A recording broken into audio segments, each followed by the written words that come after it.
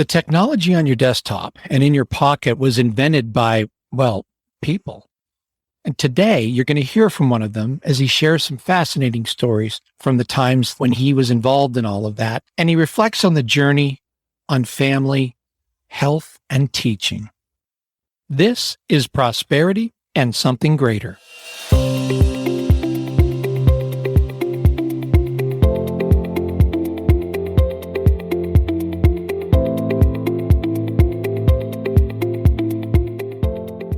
My guest today is Dr. David Thornburg. David started his career as a research scientist and inventor at Xerox Palo Alto Research Center, where he worked on a variety of projects, including his invention of the first inexpensive touchscreen. In 1981, he left Xerox and worked for a bit at Atari before helping start a company to launch two of his hardware designs, the KoalaPad touch tablet and the Muppet Learning Keyboard, made in conjunction with Jim Henson of Muppet fame. After that venture, David became a consultant with a focus on the role of technology in K-12 education and held adjunct teaching positions at Stanford University, College of Notre Dame, Belmont, California, University of Sao Paulo, and Walden University. He's been on several advisory boards, including the education board of SETI, which is the search for extraterrestrial intelligence, and has been an active participant in the International Space Development Conference. I first met David when I was hosting the Connected Classroom conferences for K-12 educators in the 1990s and very early 2000s. And David was my keynote speaker at numerous conferences all over the United States. And he delighted audiences with his message of how technology can and will impact teaching in schools all over the country and the world. You should know that you are going to be hearing a founding member of what became personal computers. All the roads for the computers you use today on your desktop and in your pocket passed through the Xerox Palo Alto Research Center where David worked with the teams that built graphic point-and-click technology like the mouse or the touchpad technology. His discussion of these times is something I am so delighted and honored to have recorded for this podcast. So get comfortable and prepare to sincerely enjoy hearing these stories from someone who was in the room, my friend, Dr. David Thornburg.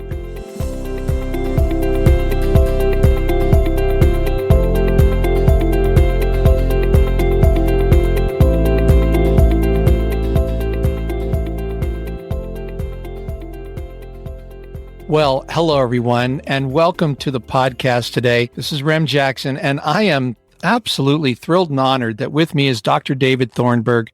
David, thank you for taking the time to spend with us. You know, it's been quite a while since you were coming and keynoting many of, I think you are my number one all-time keynote speaker for Classroom Connect and the Connected Classroom conferences. And it was so much fun because David would join me up on the stage and he'd play guitar and I'd play the piano and we would do, Wasting Away Again in the computer lab and a whole bunch of other fun things. So thank you so much. It's just great to see you, my friend. Well, it's great to see you too, Rem. Just delighted that we've connected after all these years. Let's start with a simple question I love to ask everybody, which is, how do you define prosperity for you? Well, I think that my definition of prosperity these days is driven by the fact that I'm a senior citizen now. And to me, prosperity has to do with having wonderful relationships, being with my life partner. Money is nice, having enough to be comfortable, but it's not an issue of accumulating wealth just for its own sake. That's not something that's particularly interesting to me. And I think health is important. And as long as I am able to stay healthy enough to enjoy life, then I think that definitely colors my definition of prosperity. Oh, I think that's great. Health and family, two most important topics.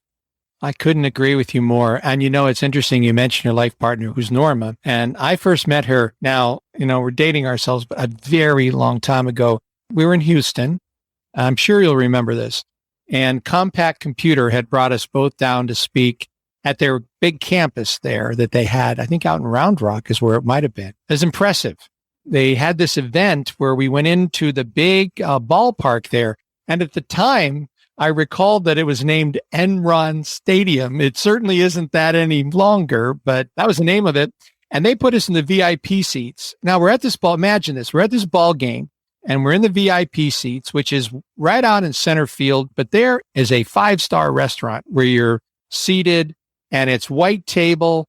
And we have these filet mignons wrapped in bacon and all this stuff. And it's the first time that Norma had ever been to an American baseball game. Remember that? Yes, I do. We're trying to explain to her it's not like this normally. I had, in preparation, I said, sweetie, I said, this is going to be fun. You have hot dogs, you have popcorn, you got peanuts. And, that's the baseball I remember. I know. And we've got filet mignon and Bordeaux from 1982. I mean, it was pretty good. It was very good. It was very good. She said, I remember she was like, baseball games are great. I like this. Man. This is never going to happen again. No. That's just one of my, I've told that story numerous times. And, George Warren, who was the guy who ran those events for Compaq/HP, he and I continue to be friends. And when I joined Polar 3D, they asked me, did I know anybody who could help them with marketing? And I said, yes, I do. And so as George put it, we started to put the band back together. And it was great to get to reconnect with him. And then also through him to get to know his son. It was great. So a lot of the people that I met over the years with Compaq HP, I still chat with from time to time. Well, they had so many good things going on. So let's talk about that. Kind of brings me to the question I wanted to ask you is, what would you say is the defining moment or event really that brought you to your career path? Just tell us a little bit about your story. Well, I think that the defining event is going back to the 1970s.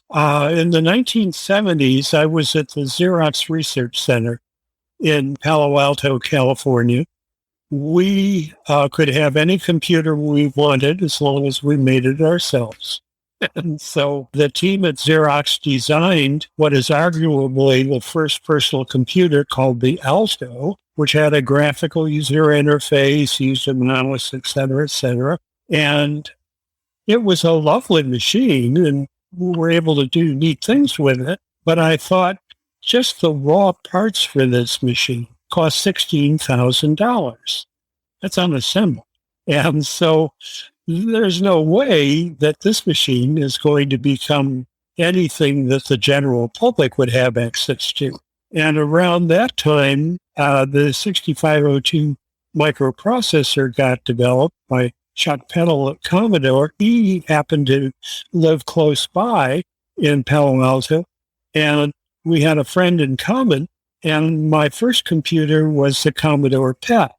And this was a much less expensive machine, it was $1,000. And I thought, well, this is something that schools could afford, that individuals could afford, if they wanted to make the investment.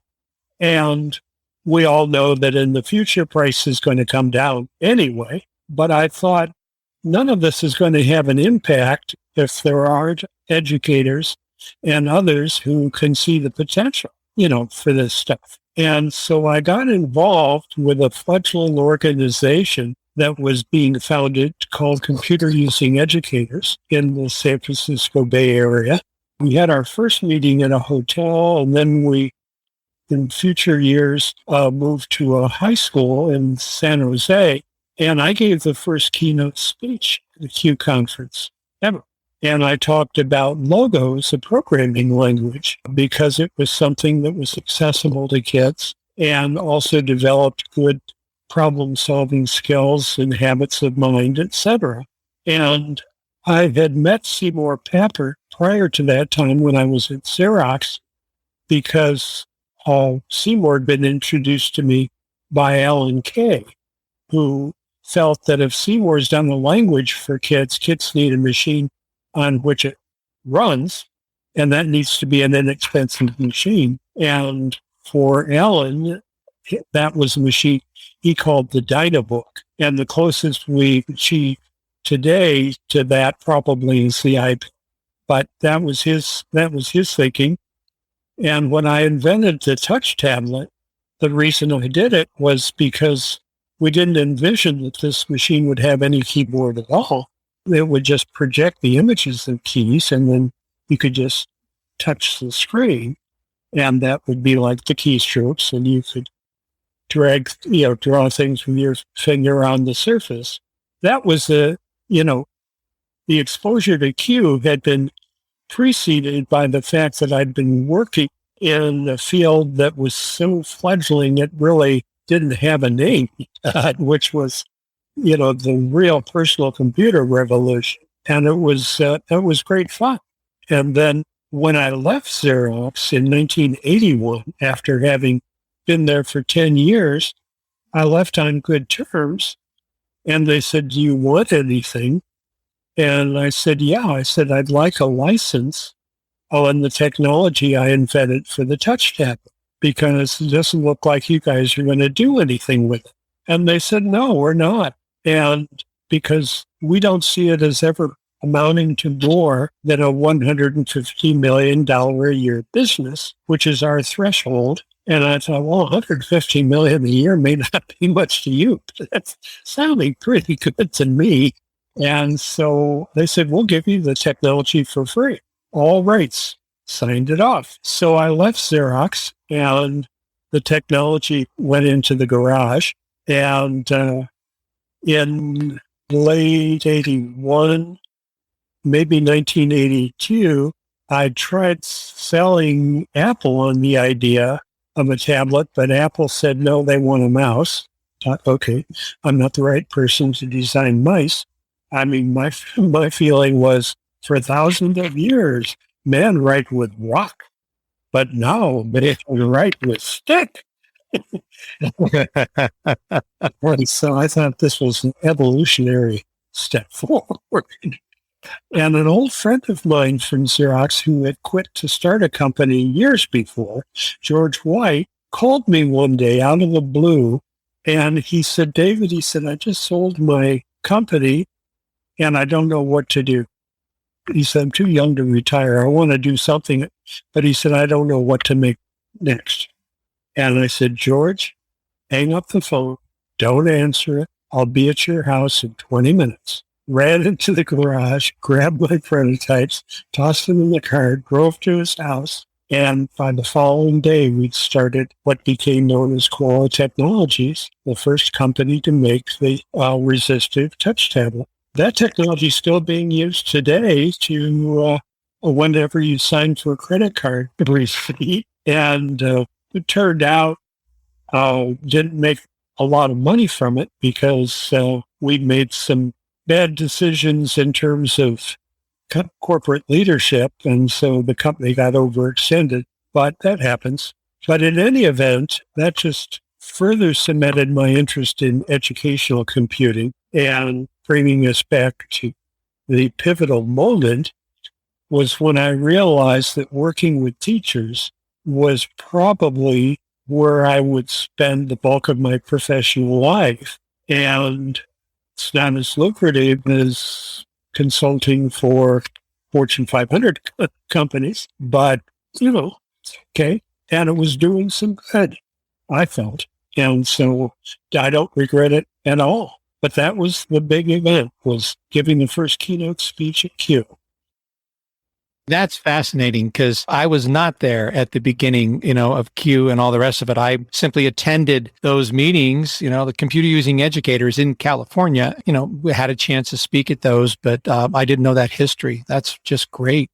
And then you created the Thornburg Center, which is really when I was at Classroom Connect. We came in when the internet started to have its ascendancy and got a chance to get to know you. And, I still have my copy of Campfires in Cyberspace, which is the book you wrote, really about telling stories. It's about the human connection. We always got around campfires.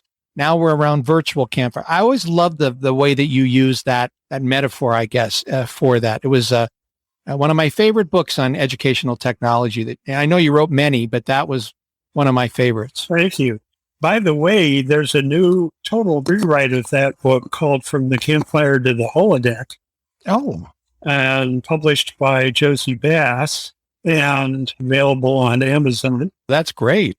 Wonderful. But in any event, when I was working in Brazil, I had the idea, I enjoy some of the tools in Star Trek because the nice thing about science fiction writers is that they have the freedom to invent the future without having to actually build the stuff they're inventing, so they can think bigger thoughts.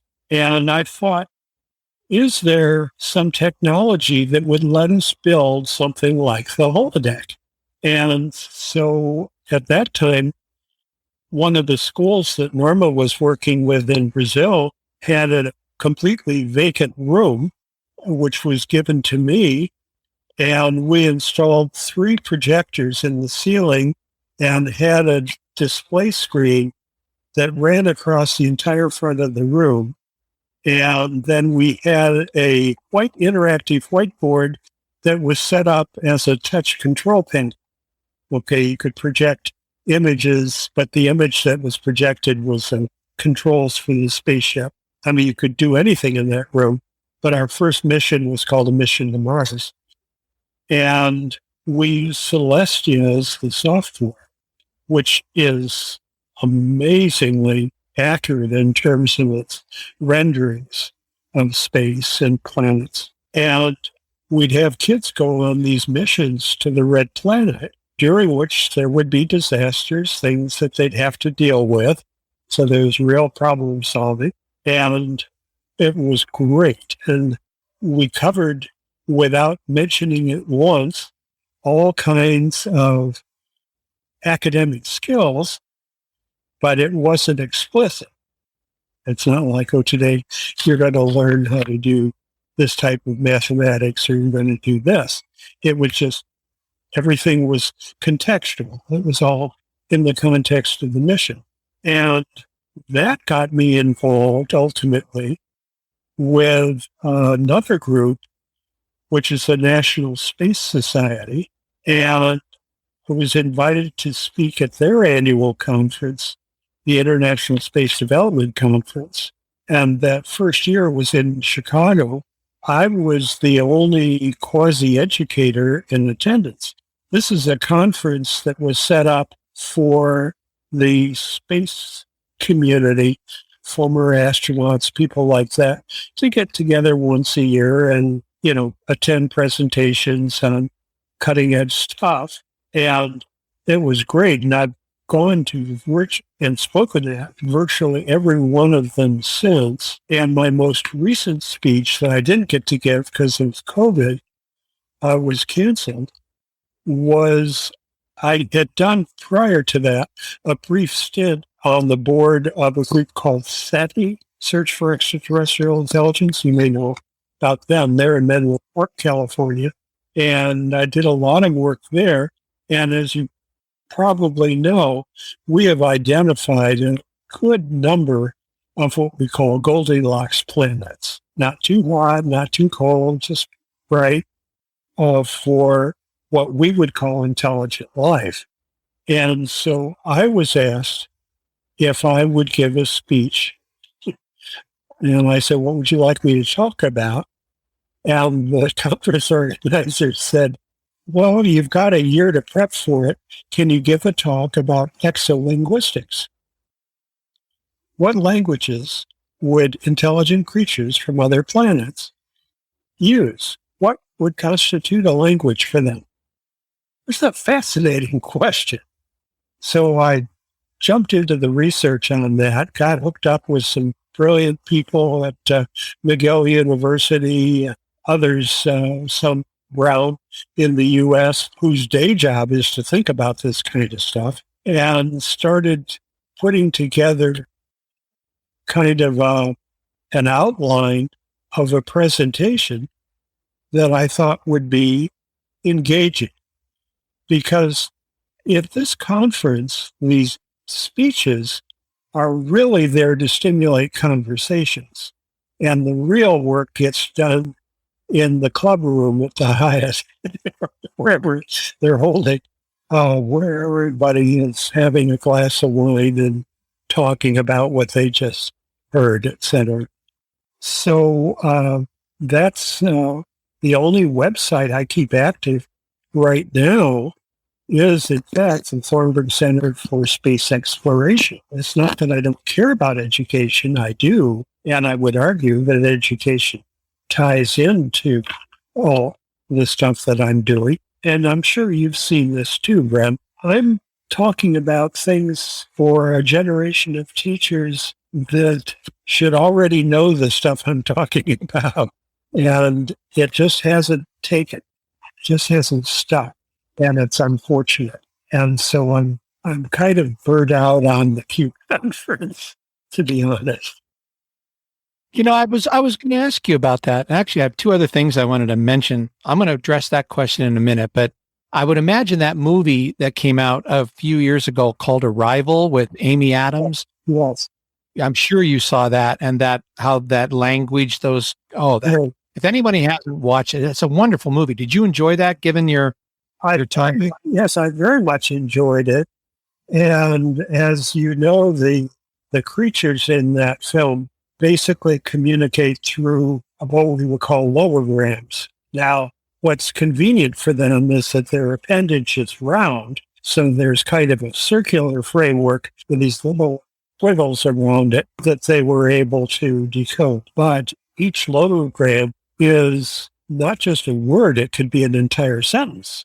And it reminded me of when the artist formerly known as Prince created his logogram. The only human being who was told what it really meant is an editor for Rolling Stone magazine, who is going to release the interview in another year or so. But he didn't want the true meaning of that released until he'd been dead for a while.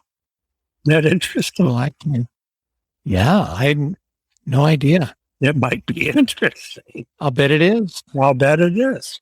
So, yeah, I thought Arrival was great. And it was through Arrival that I got to meet some of the people at McGill, because they were the outside consultants that were brought in. Oh, my. And then Stephen Wolfram, the Mathematica guy, actually did the design of those symbols himself. The real challenge, though, is it possible for us to get out of our human mindset? When we think about language, we think about the only place where languages are spoken, and that's here. And might there be other dolphins communicate? There's no question. They may even have a language. Certainly the songs about them, bad whales. Some people think that those are narratives of some sort. Dogs certainly communicate with their owners and vice versa. But that's very limited compared to these other things. Right on cue, too. That was good for him. Yeah. Your dog. Yes. So the other thing I wanted to say was that today is a very big day. The day we're recording this podcast, Blue Origin and Jeff Bezos just took their inaugural trip up, and Richard Branson's last week. And I mean, it's exciting times, for me. It is. I was lucky enough to watch the moon landing. And this is, I think, the way we're stretching out like this, it's pretty exciting. Don't you think? I do. And I think that a lot of people are making a big deal out of the fact that these guys are billionaires. Well, guess what? The first people to fly commercially on airplanes were pretty rich too. Yeah. And so the price, if it's $250,000 a seat on Branson's flight today, which is the number he gave, that's going to drop down by at least a factor of 10 and maybe even down to 2,500. Yeah. and probably sooner rather than later. It will become more commonplace. I agree. And, one of my great hope, can't call it a goal because I'm not in charge of this, but a hope that I have is that all of that will normalize to such a degree that I could get a ticket. My hope is to get on a spaceship and fly out to the moon and orbit the moon and come back. If I could do that, just that, I think that would be really super. And, it's 2021.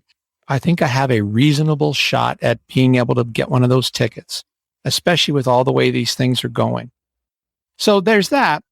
And then I want to just say that I want to go back to, you had mentioned about the fact that you're giving this talk to a group of teachers that should by this time be much more versed with what you're doing. And, I was going to ask you that question because you and I were fielding these conferences back in the 90s. And, of course, I was a lot younger and I didn't know what I didn't know and whatever. But if you would have told me back then that things would still be so not integrated and not advanced beyond where we have gotten schools now, I would have thought you were just wrong. So, and yet at the other time, you see these other amazing things happening with the technology and Khan Academy and all kinds of different things. And you think, well, it's happening. So it's going slow and it's happening. But I really think at the snail's pace at which we've gone that's the surprise to me. It sounds like maybe it is for you as well. Is that fair? Yeah, I think we've all heard the story of a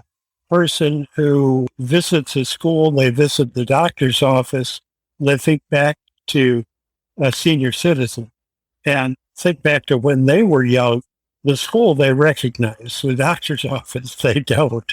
Yeah. And it was interesting with my interest in 3D printing, and I only print with PLA plastic because it's FDA approved, unlike ABS, which is fairly toxic. And they're doing things like before infant heart surgery, they will build a 3D model of the infant's heart based off the MRI images so that the surgeons can pick this plastic model up and look at it and decide what their approach is going to be to do valve repair on a very tiny heart. Well, you couldn't do that before. First time you saw the heart was when you opened the chest. And I had part of a lung removed a couple of years ago. And instead of going in through the chest and breaking ribs, which is the traditional way, they did an incision between two ribs and they went in basically with a microscope and a Swiss Army knife and did all the work in there. And I was sent home the next day with a big Band-Aid on my side. Yeah. And that was a surgical procedure that wasn't, it's maybe 5 years old. So I think that we see that advances in fields like medicine do get adopted quickly. And advances in education, no matter how good they are or how effective they are, we seem stuck in the past. And blame is often attributed to everybody from the ed schools to who knows what. I'd never in my life met a teacher who said, my goal in life is to make life a living hell for my students. No teacher wants that. But through accident, sometimes it happens. And one of my feelings is that maybe it's because the people who design schools and schooling are people who did well in school themselves. And so they replicate what worked for them. They don't see a problem. Yeah. It's looking at schools with the industrial model, which had its time. You have this raw material called kindergartners. You move them through module 1, 2, 3 through 12 and push them out the other side. Yeah. As opposed to, and this is my friend John Gould's talked about this so often, is think of a school as a seed bed where you plant every student and then you give them what they need to grow. And time doesn't matter. Space doesn't matter. Technology is the great enabler of all of that, but we need to get the tech into the schools. And again, like you and I were talking before we started recording, these tablets now, these devices like iPads and Chromebooks, that's really the form factor, right? Yeah. Because I remember when they were giving elementary school kids' laptops. I mean, they're too expensive and they're too easy to, drop and screw up. And then kids were getting, mugged at bus stops for their laptops. And so it just wasn't working. Now we're well past all of that. David, I need to kind of move us on here a little bit more. No, please. And by the way, thank you for all that. You really weren't there at the beginning. I mean, I did read Walter Isaacson's book, The Innovators, which to me was such a fantastic book.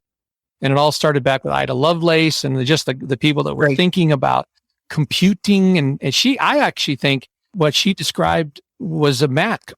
I think she described a Mac to me. So you weren't there at the beginning, but you're certainly there at some really watershed moments.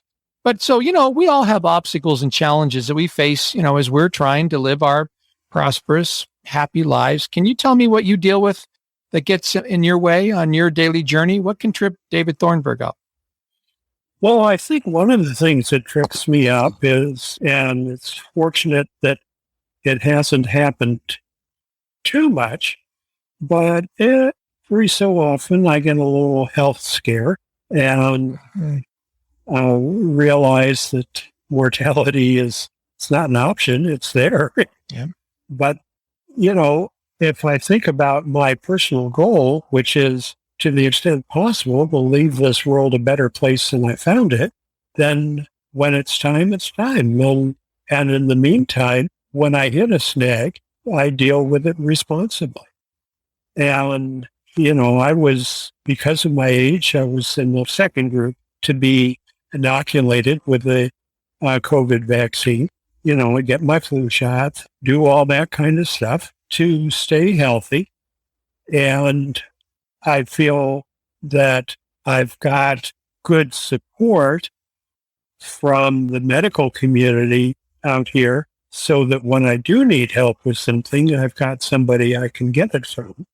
But that's, on the health front, that's the snag. And then on the personal front, I'm sorry that I wasn't able to rekindle a good relationship with my family back here, but just learned to accept that.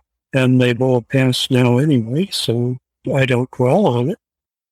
But if I was going to regret something, that would be a regret. I think my other major regret is back when I was trading Apple, I didn't keep a couple thousand shares. Yes, sure. When it was $13 a share. Mm-hmm. We all have our version of that. That's for sure. Hey, well, let me ask you my fun question. So if you were a toy, if Dr. David Thornburg was a toy, any toy at all, what toy would you be and why? Understanding that I'm just hearing this for the first time, I haven't had time to think about it. I think one of the things that would be fun to be is a drone, because I could fly around above the buildings and not have to deal with traffic and have a soft landing spot when I'm ready to land. I think drones are kind of neat toys in that regard. I think that's a great one. Yeah, so that'd be my answer for now. Good. And maybe later you could get a job delivering packages for Amazon. Well, actually, the technology that I'm interested in there is that I think it's called Nuvo or something. They're trying it in Texas. Domino's is using it. It's a completely robotic vehicle, doesn't have a driver, and navigates throughout the city, gets to the destination, and that person is sent a message, not only that their order has arrived, but what they have to key in to unlock their door to take their pizza out, because there are other for other people. And because it stays on the ground, it can carry a larger weight than the Amazon drone. I'm sure Amazon is looking at that as well as the drones. Well, I'm sure. I think they're using I imagine there'll be a lot of that. drones in the UK, weren't they? Isn't that where Amazon was experimenting with the drones? Oh, I don't know where they're doing that, but I certainly have heard that they're doing it, and I expect that will be something they're doing. So final question for you. Can you recommend just a great book that we should all be reading? It's hard to just say one, and you can cheat if you want to, but one good book. Well, I haven't been keeping up with reading so much as I've been watching. I've been watching more stuff more than reading books.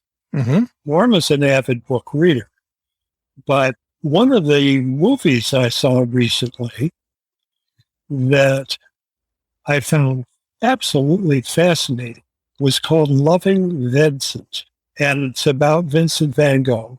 And the animators who did the film, there were 100 of them, painted the cells in the style of Vincent van Gogh. And every so often there's an actual Van Gogh image in the film because it presents his purported suicide as potentially that he was shot and killed by someone else. And I hadn't heard that before. And it's told with great sensitivity and love and whatnot. And I don't know if you've seen the immersive Van Gogh experience that's making its way around the country. Not yet. Norm and I went to it last week in Chicago. It's ugly, don't get me wrong, but it's just events. There's no narrative to it. There's no story. And technological, it's a tour de force, but so is this film for that matter. And I love that film. And also another film that's harder to find because it was a one-act play by Leonard Nimoy, the guy who played Spock in the original Star Trek, had been gotten the daylights out of Vincent van Gogh, and he wrote a one-act play in which he tells Van Gogh's life through the eyes of his brother Ted. He plays the role of Ted, and it's beautifully done. And it's available on YouTube for anybody who wants to see.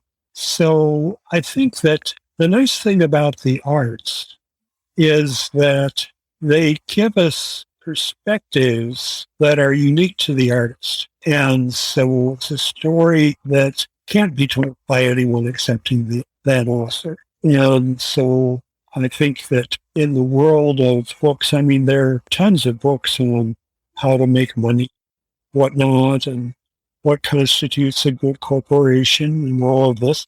There have always been great books on that topic, and there will continue to be. Just like, I just finished 2 new logo books. So they're going to be books about programming, especially today's environment of coding being such a hot topic.